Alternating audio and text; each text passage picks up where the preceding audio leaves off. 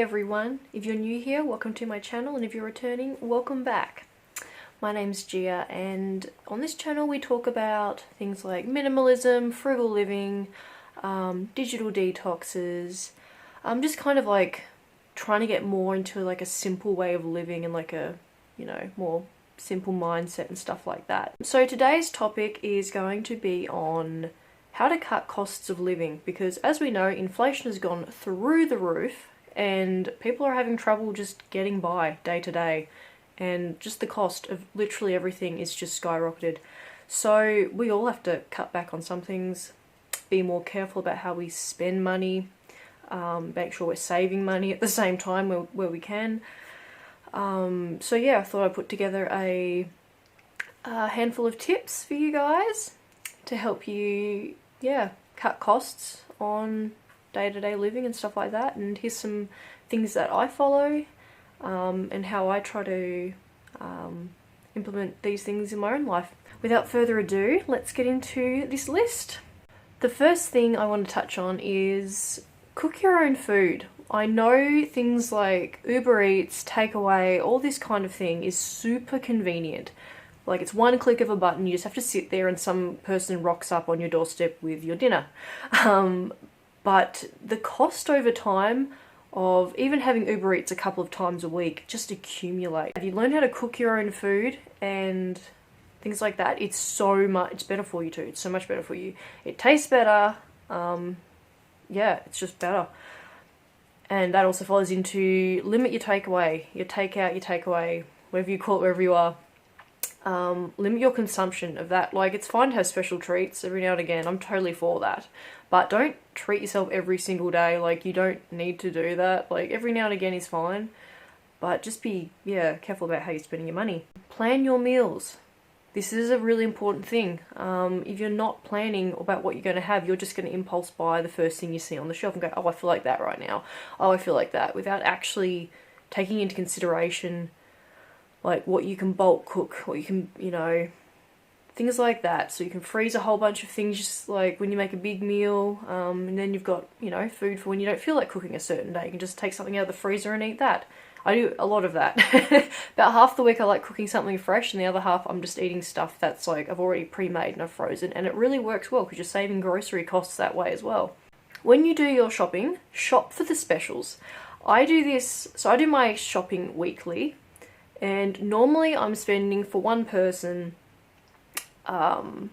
around the $80 mark each week, and that's with the inflation and everything like that going on. So for one person, and also shopping for like when friends come over and stuff like that, you've always got to make sure there's more food in your cupboard for stuff like things like that. But around $80 a week for me. And that is with shopping the specials and making sure that everything is as cheap as I can possibly get it, which includes like buying home brand things. So it's the same product, it really is. The 90-cent can of tomatoes they're going to be the same as like the $3 one. Like, there are sometimes like slight variations, but they're not considerable enough to justify spending $3 on a can of tomatoes over 90 cents. Like, I don't understand. They're tomatoes at the end of the day. If you can buy home brand and like the cheaper stuff, like who cares? Like, it's, pasta, 80-cent pasta over, I don't know who's buying $3-4 packets of pasta when they're 80 cents. Like, you know what I mean? I don't get that. Another one is, even if you're not vegan or vegetarian, limit your meat consumption, because that really does put a massive dent in your grocery bill. How much we spend on meat. Like, I'm not vegan by any stretch, but finding, meat substitutes and stuff for like half the week. So although I love myself a good steak and some roast lamb and something like that, I love that, it's not practical or economical to eat that every day. Buying the cheaper cuts of meat is another thing. Like just the cheap packets, like look for the specials on meat where you can. If you are adamant you're going to eat meat every day and that is your thing, all the power to you. But if you can limit your consumption and do substitutes. Like, I know tofu is not going to be the same as a steak. I know that. But again, it's all about how you flavor things, season things. Just as long as you go into it like going, like a chicken stir fry but with tofu. As long as you go into that knowing you're eating tofu and you're not expecting chicken, like, just, you know, train your taste buds to like something else, because, you know, a big packet of tofu is going to be cheaper than, you know, some sirloin steaks. So things like lentils too, like lentils are brilliant. Beans, they're just really good fillers, I found. Something I'm buying a lot of now is textured vegetable protein instead of mince, because for a big bag of TVP, I think I'm paying maybe like $4, $5 compared to mince. Like for a small thing, 500-gram thing of mince, I'm probably paying, I think, what's the cost of it? It's around $7 or something here, compared to like a cup of TVP, which then expands and you can put it in things, and you can, you know, store it in a cupboard. It's so much more practical. Yeah, and I can't taste the difference. Well, hardly at all. It's very, very subtle. So things like, just experiment with like different options of things. Bulk cook, I think I've touched on that. Yeah, cook a bunch of things, freeze them, just store them, and then you've just got food to last you ages, as long as you like write the names on them, date them, and you know what's in there then. As much as I love minimalism, I'm still tempted by shopping, particularly online shopping, quite a lot. That's something I still have to train myself to sort of get out of. But if you are going to go shopping, you know, thrift it. Go to secondhand shops. Even at secondhand shops, like I know in Australia we have the Salvation Army, which is, you know, we call it the Salvos here. And a lot of the times they have a colour of the day. So on the tag will be like blue tag day, and that'll be half price. And then you shop, you know, these secondhand clothes that are already cheap, but then you can get it for another half off. So if you are going to go shopping secondhand, like I found so much like designer brand things secondhand. It's crazy. I'm like, oh my god, for somebody who sells clothes online as like a bit of like side income, and I find like a designer coat or something, I'm looking at the brand going, how's this only $10? And then you resell it for, you make a profit. So yeah, if you know brands and you know stuff like that, that can be a really good hobby to get into as well if you want to resell and make more income that way. Pause before buying something online. It can be very tempting, and we do get that dopamine rush right before we buy something online. You add it to your cart, and before you know, you hit that buy button, we're like, you know, we're stoked, we can't wait to get that. And studies have shown that that is kind of where the adrenaline sort of dies. Like it peaks at about when we're about to buy the item, because we're just so excited, we're thinking about where we're going to wear this or this, and then we get it, and we'll look at it and we'll go, okay, cool, maybe 2 minutes of it, and then it just goes in our cupboard and we are likely just to forget it's even there. Pause before you buy something, add it to your cart, leave it for a day or two. If you still want it then, like maybe then that is something which is, you know, a good investment for you. But the majority of the time, if you pause before you buy something and you just think and just leave it in your cart for a few days, a lot of the time you'll realize, okay, I don't actually need that.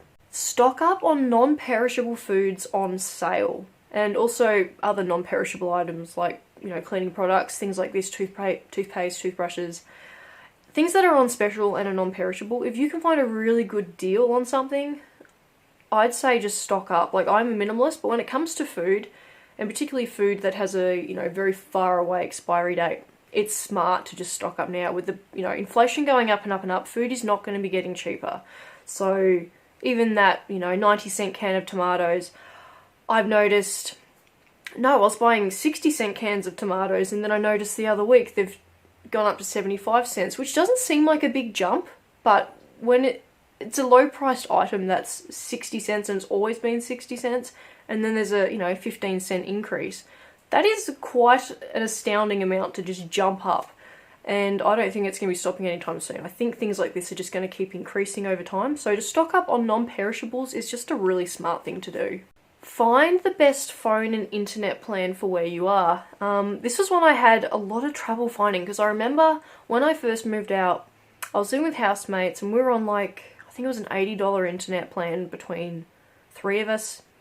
And again, that's not, you know, all that much split between, you know, 3 people for a month. Like, it's not that much. But when I moved elsewhere and it was just me and one housemate, I realized, okay, I'm also using my phone than the actual, like, you know, computer and stuff like that.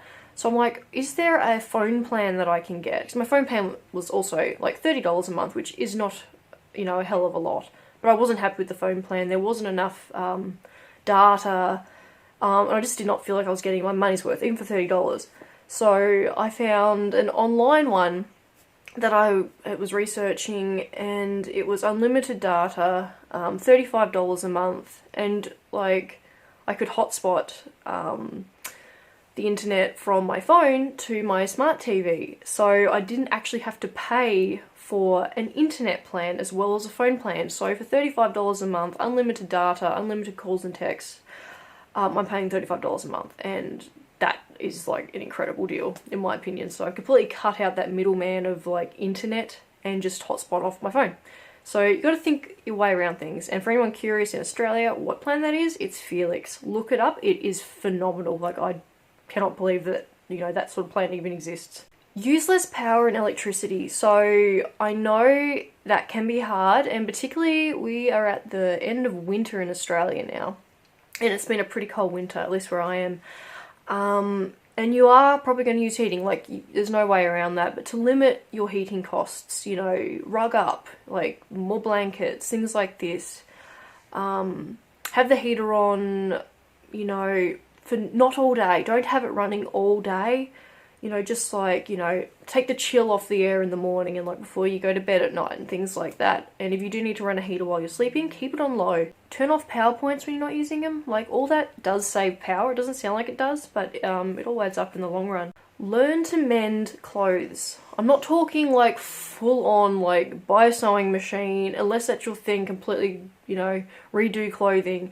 I'm talking about just like a needle and a thread. Like, the amount of clothing that I've avoided chucking out just because I know how to do basic hand sewing, like, that has saved me probably a bunch of money. And the same with like DIY. Anything you can do yourself or like learn from like a YouTube video, yeah, give it a go first. Like, I'm not talking about something super dangerous like playing with, you know, electricity. Like, yeah, do get an electrician for something like that, unless you actually know what you're doing, because for stuff that's actually dangerous, yeah, get a professional. But for things you probably could do yourself for free, compared to getting a professional in and spending hundreds of dollars, like, it's worth just even looking up a few YouTube videos and just seeing if that is something you might be able to do. Another really obvious one, but a lot of people actually don't do, is budgeting. It sounds boring as hell, but make sure you do track your expenses. Once you get into it and know what you're doing, like, I find at the end of the day, like, I've just, you know, record my expenses, put them all down. You can do it by hand, you can do it on your computer. There's apps, I use an app for mine. And just record how much you are spending and how much money is coming in, and you can then see what you're spending more money on, where your money is going. It's really helpful. Like, even the other day I was like, I don't think I spend this much money on this thing, and I looked at it and went, oh, okay, I didn't think I was, but I've recorded that and realized, okay, actually I'm probably spending a bit much money on this. I should probably cut that back a bit. So it is really helpful, and it's also, like, I kind of find it fun. Once you start doing budgeting, it's actually something you might actually learn to enjoy. Maybe that's just me, maybe I'm strange, I don't know. But it's just very helpful to track where your money's coming and going. Sell excess. Like, this is something that I love. This is just a personal hobby of mine. So I have an online clothing store, and because I'm able to find designer pieces and things like this, and I have a good eye for finding something that is priced a lot lower than it's actually worth, and then being able to upsell things, that has been a really, really good side business for me to run. So even if it's just like a couple of $100s every couple of weeks coming in, it really adds up. Like, a couple of $100 is a couple of $100 extra dollars, you know what I mean? So and for things you already do have, if you're not into like buying and then reselling, because again, that can be it can be a bit flaky, because sometimes you won't sell the item and you're then stuck with the item. But a lot of the times, if it is a good piece, somebody out there will want it. But sell excess, eBay, Depop, Poshmark. You can run your own little clothing business. You can also just sell on Facebook Marketplace, stuff like that. I personally haven't bothered with Facebook Marketplace because it's notoriously, you just get screwed around a lot notoriously, that I've found, so I prefer to just sell. I sell on Depop, and I like just to go to the post office, pack it up, send it off, track it, and it's out of my hands then, it's gone, I don't have to worry about it. Whereas like Facebook Marketplace, then you have to set times for people to come view, then they won't show up, and it's just, nah. Not for me, but it might be for you, just not for me. Swap skills and stuff like that. You might know how to, say, bake bread or something. Somebody else might make really good casseroles. I don't know, like, like, you know, swap what you are really good at. Your talents and stuff, like somebody else will benefit from that, and then you'll benefit from somebody else's talents, like, and it has a really good community aspect to it too. So that is just a few useful tips that I've learned and that I use to save money and cut costs, and yeah, I find it really works. So as long as you are happy to live, which if you are watching this video and you've clicked on it, you probably are wanting to live more frugally, or you already are and you just want to have a few more tips in your back pocket, and yeah, I say that's awesome. Particularly with inflation and everything, if you can cut costs on pretty much anything, like, you are going to do well and your savings are going to go up, and that's a really awesome thing to have. So yeah, thank you so much for watching my video on how to cut costs and save more money. Hopefully you've learned something. If you have, please give it a thumbs up and consider subscribing to my channel, it really helps. Thank you so much for watching, guys, and I'll see you in my next video. Bye!